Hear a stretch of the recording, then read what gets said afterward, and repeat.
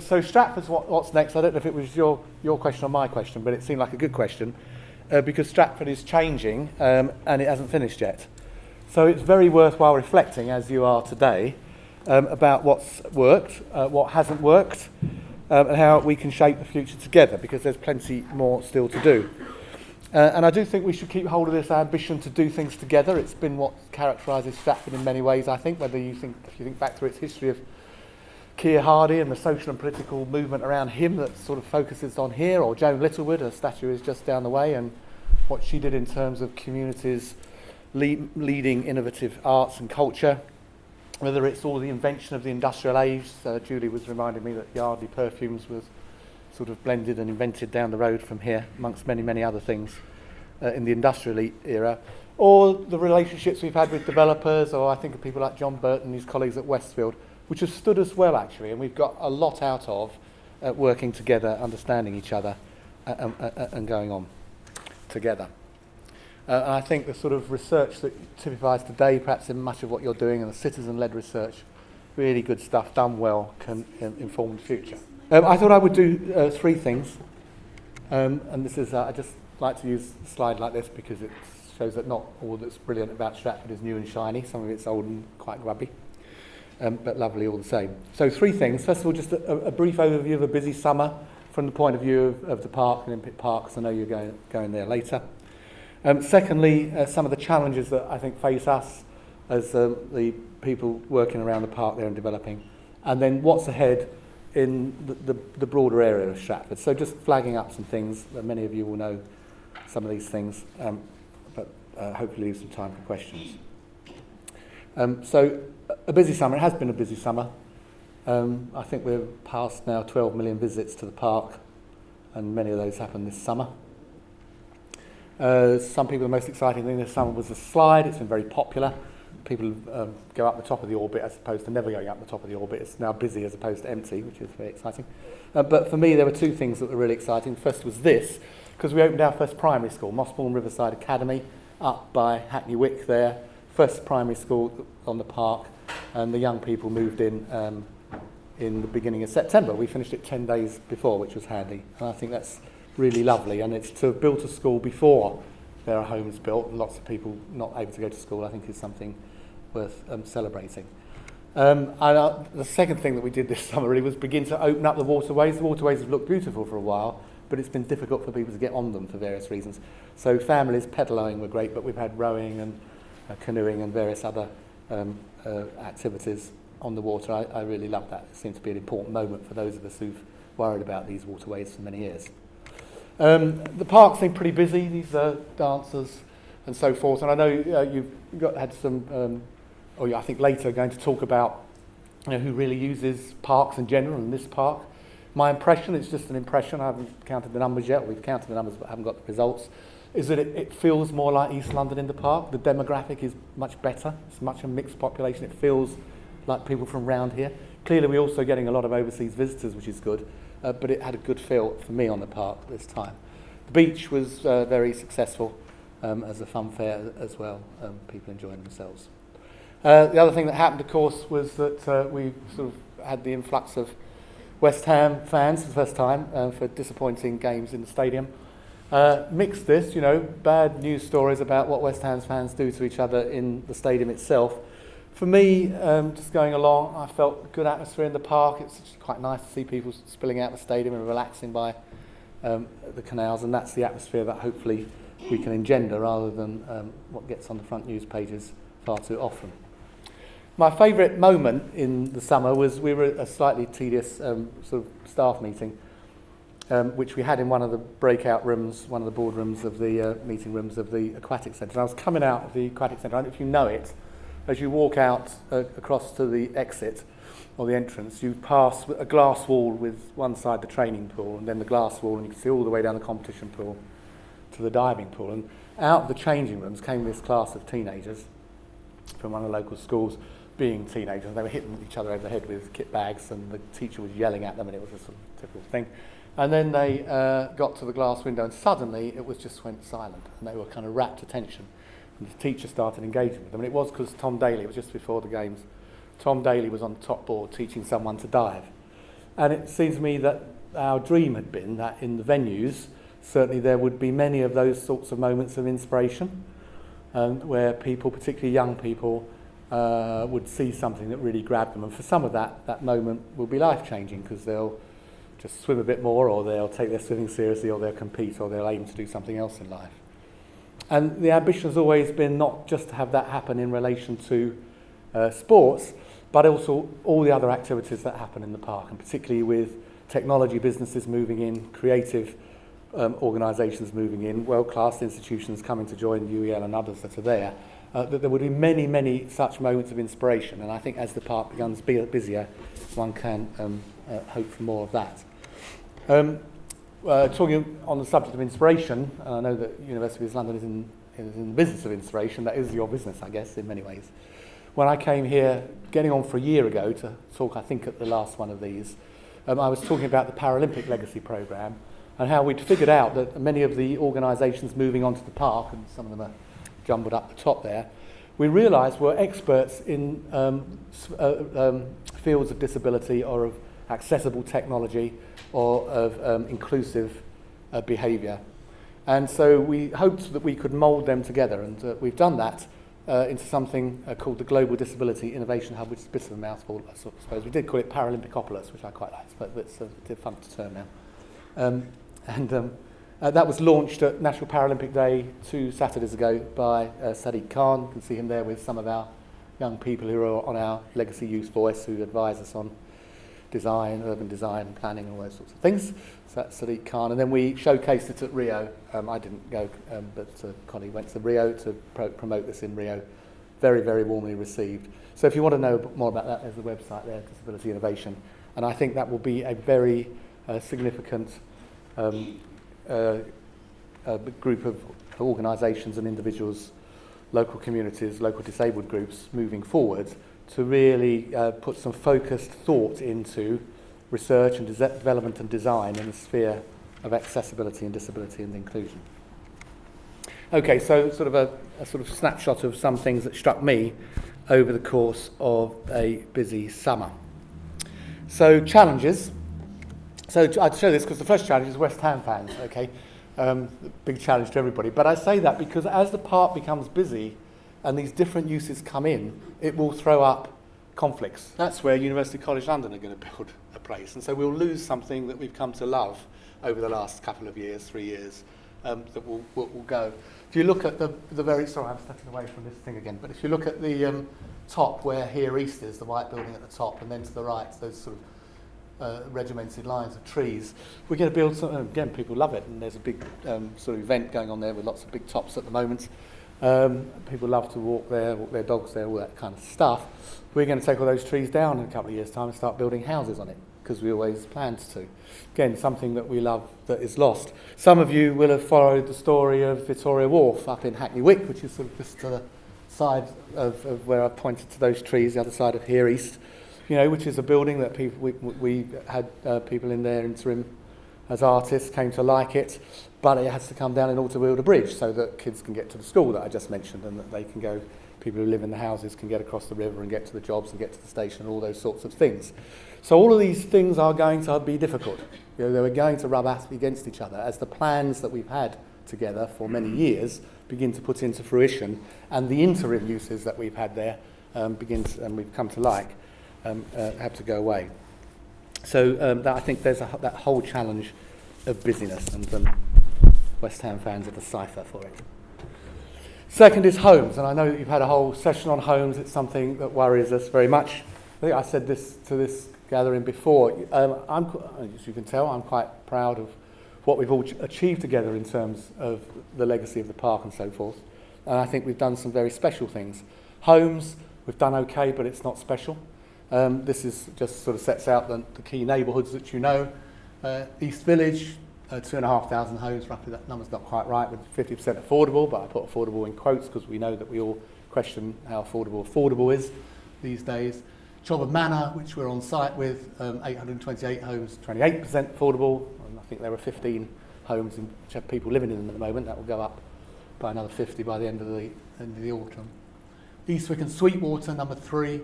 1,500 homes, 31% affordable, all by the existing definition of affordable. So as I say, they're nice homes. My impression again, and I know that some of you have done some detailed work on this, we're going to see a film about it. I think last time we were very worried that East Village was deserted, and I think it now isn't deserted. The shops coming in and all that kind of stuff has given a real evening street life, and I love seeing people barbecuing there in the evening on the plots of green. I think it's a thoughtful thing that people have done. Probably you suggested it, Phil, as one of the things they ought to do. And we'll hear more. So it's my impression that it's kind of coming to life, and that will also be good, but have its negative things, I suppose. But that's East Village. The opportunity for us is these other two sites, Pudding Mill Lane and Rick Roberts Way, either side of the High Street. We own 4, and we co-own Rick Roberts Way with London Borough of Newham. Programmed for 1,200 homes, 650 homes in quite a few years' time. So the opportunity now, and the opportunity that really comes with a new mayor and a new set of policies, a new way of thinking, is first of all to try and bring those homes forward more quickly because they need to be done, people need homes.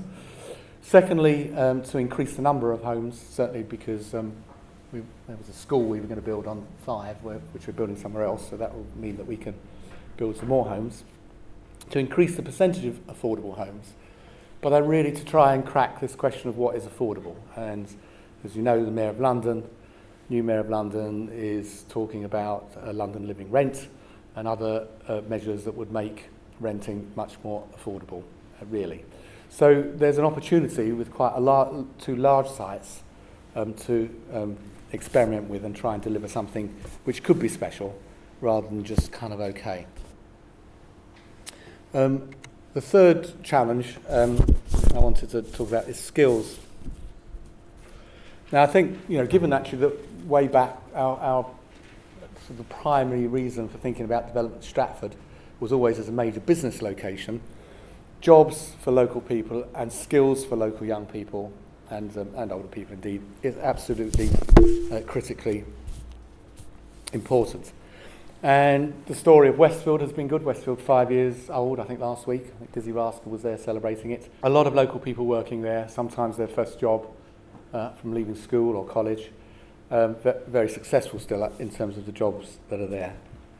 We made a flying start with our construction programme, much higher levels of local employment in construction than had been achieved by the ODA during their time.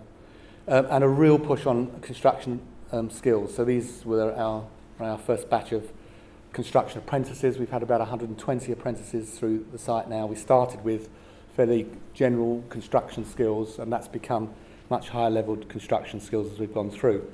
We have good numbers, very good numbers of local employment in the venues and looking after the park, and again, a strong apprenticeship programme in both of those things. But the challenge really is that the skills levels of the jobs that are coming into the area are rising. So whether that's the office jobs that are coming in International Quarter with people like Transport for London or Finance Conduct Authority, the technology, the digital media jobs that are coming in at Here East, the jobs that will come in with the universities as they arrive and generate businesses, the jobs that are coming with the V&A and Sadler's Wells and institutions like that are going to be higher skilled jobs, and we really have to make sure that our young people don't get left behind from those. I think we have made a good start. I can remember 6 years ago, before Westfield, people saying, well, no one from around here will work in Westfield. And actually, that was proved wrong, thanks largely to Westfield, Newham and others. People then said, oh, well, no one will ever work on the park. That's not right. And so it's a series of confidence-building measures that I think now make it people confident that they could hire for those other jobs. So what are we doing? A number of things. One of the things that's happened in the construction business is a big emphasis now on information technology with stuff called building information modelling that's required if you want to design and build something. So we've just set up a project with Newham College and a number of local schools to pilot approach with a number of contractors and designers and architects to get those young people who are really into their IT focusing it on clear career paths into business information modelling, building information modelling. So that's just starting with Newham College. BT Sport have just taken their second tranche of apprentices. It's 7 in each tranche, so it's small numbers, but it's significant. The first local people on the park in apprenticeships in high-tech media, skilled stuff. We've just in our second tranche of 10 bursaries for unemployed local graduates doing master's degrees at Loughborough in technology-related subjects. We've just got one assistant curator who's just appointed from the Victoria and Albert Museum. These are really, I gather, highly prized 5-year training positions for graduates. And we said, well, we think if the Victoria and Albert Museum, you're coming here, and they agreed with us actually, if you're coming here, you know, you really need young curators who are not like all the curators that you've got who come from West London and sort of posh parts of town. You need people here who not only understand your museum, but they need to understand East London. They need to understand these communities, because if you want to get people from around here coming along into your museum, which you say you do, you've got to have some interpreters. So we've got one, and it's a wonderful young woman who happens just to live just literally across the road in the estate, just literally 100 yards away. Fantastic person. We got a whole tranche of sixth formers and undergraduate interns in the design teams designing the next university buildings. And then we've just finished a Creative and Cultural Employment Week. And what's been good about that is we brought together the people who you'd expect from here, so Stratford Circus, Stratford Theatre Royal, a bit further afield, the Whitechapel Gallery, the William Morris Gallery, got them together with Sadler's Wells and the V&A and the Royal Opera House, people like that, to promote to young people from round here the opportunities in that sector, in arts and cultural sector. So it's, again, a sort of quick flavour of some actually quite small things that we're doing that we hope will catch on, because there really is a prize here for local young people to see sort of displayed before them, very much on their doorstep, actually much in the way that this building has, a whole range of career opportunities. Okay, so that was some challenges. What's ahead? A sort of complicated map of the area, and those are the things that I've talked about in terms of the housing developments so far. But if you just begin to sort of blob out the map, that's Hackney Wick. So Hackney Wick, where we're trying to encourage, and we're just trying to get enshrined in planning policy, the idea that this shouldn't all be knocked down and used to build flats, but it is really important to, yes, build some homes, but really important to have business workspace in Hackney Wick, really important that quite a lot of that should be affordable, and really important that quite a lot of that affordable workspace should be for artist studios and for the creative businesses that make Hackney Wick what we know it. So that's a very important piece to do. We just started work incidentally on Hackney Wick Station. There's a big hole in the ground to improve it, make it disability compliant, improve the routes and so forth. Pudding Mill Lane I mentioned as a housing location, but there is an area in the middle of that that is for a business workspace, which we've kind of clung on to because we need it. And my ambition is to get bioscience research, which workspace, laboratory workspace, commercial workspace, which the capital desperately needs, and which there's a big demand from within the capital and from outside, indeed outside the country, to come in there and give us another sector to play with in this part of town. Carpenters, probably enough said, but something's going to happen on Carpenters eventually, of some sort, and some will like it and some won't. I have no idea what it is, but it's a big old bit of land that will come forward. Bow East there, I think we've got used to complaining about Bow East because the people who own it, Network Rail, wish to just batch concrete on it forever. I think we all think that that's probably not a very good idea. We do need concrete, but this is the best place for it. The good news there is that Network Rail are also, we're persuaded to think 10 years ahead, and they see that that could be used to build quite a lot of new homes instead of just making dusty concrete. Strand East continues, it looks quite busy on there, doesn't it, down at Sugarhouse Lane. We've just finishing a piece of work with all the landowners at Bromley by Bow South. That's a bit around Tesco's, if you know that, at Bromley by Bow South. Very good joint working relationship between the landowners, which is good, because when we started 2 years ago, they were all throwing rocks at each other. And I think we will see new homes come through there with a new junction across the A12, which will slow the A12 down, and you can get to Bromley by Bow Station. Bit of public realm to add to the beauty of Three Mills conservation area. And then the rest of the International Quarter. Westfield have got more building to do. The Mall, don't know what's going to happen on the Mall, but I'm sure there are lots of plans that will happen soon. So when you begin to do that, you begin to sort of think, oh gosh, well we've barely started actually with all this Olympic stuff and the park. And actually maybe the focus therefore returns back over this side of the tracks as we think about in the next few years what happens here. It's going to need all of our invention, of our tolerance, of our partnership, of our research, of our understanding, and of our action. So there's a lot to do. If you pull out, and that's the sort of park in red and the area I've just talked about, covered with red, and the Lowley Valley, Canary Wharf, still half done. Royal Docks, poised, is it, for stuff to happen. Greenwich Peninsula, half finished. And then in the heart, Canning Town, Poplar, still a lot of intense housing growth. A lot to be done. So I was going to, and that's the thing that we have to think about getting right in the future. I was just going to finish with this, the picture of Tumbling Bay, which is the playgrounds up in the north of the park by Timber Lodge. And I was recalling, just thinking back to a day about, I suppose it was 3 years ago, when we just opened the North Park. Tumbling Bay is a great adventure playground, but it's all very carefully designed and health and safety. It's very accessible to disabled people and so forth. And all the paths are very carefully graded, and everything's sort of health and safety and tested and so forth.